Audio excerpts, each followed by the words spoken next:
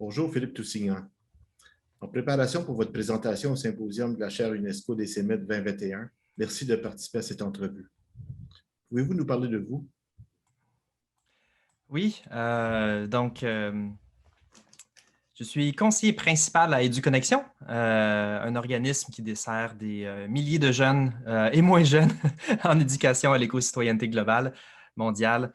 Euh, je travaille essentiellement autant en première ligne, animation auprès de groupes, autant qu'auprès de formatrices, formateurs, éducatrices, éducateurs, des gens du système scolaire, un 500-600 participants par année peut-être.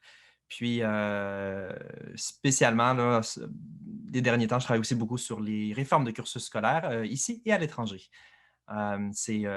Disons, l'éducation est un peu une passion, même si mon parcours est un parcours en relations internationales, droit international, maîtrise en droit, tout ça, c'est ma passion est vraiment, c'est tourner vers l'éducation comme moyen de solutionner bien des défis du 21e siècle auxquels nous sommes confrontés aujourd'hui.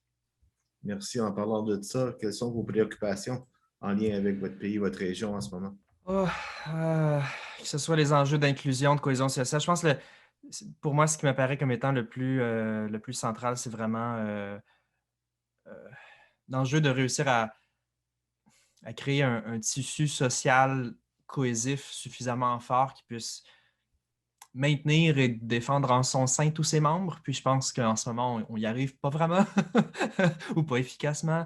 Donc, tout ce qui est relatif à l'inclusion, mais au sens très large, pas juste la version édulcorée du concept, là, mais vraiment s'assurer d'avoir une société qui permet à tout un chacun de développer son plein potentiel.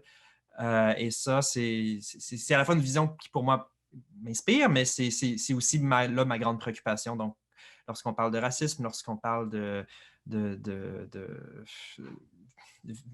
féminicide, de violations récurrentes du droit de certaines minorités, des peuples autochtones, etc., oui, oui. Puis c'est pas, ce sont des enjeux qui sont beaucoup plus profonds que la surface. Ce qu'on voit, c'est c'est la surface, ce sont les symptômes, mais en réalité, les racines sont beaucoup plus profondes. Puis ça me préoccupe. Merci. Puis vos inspirations en ce moment?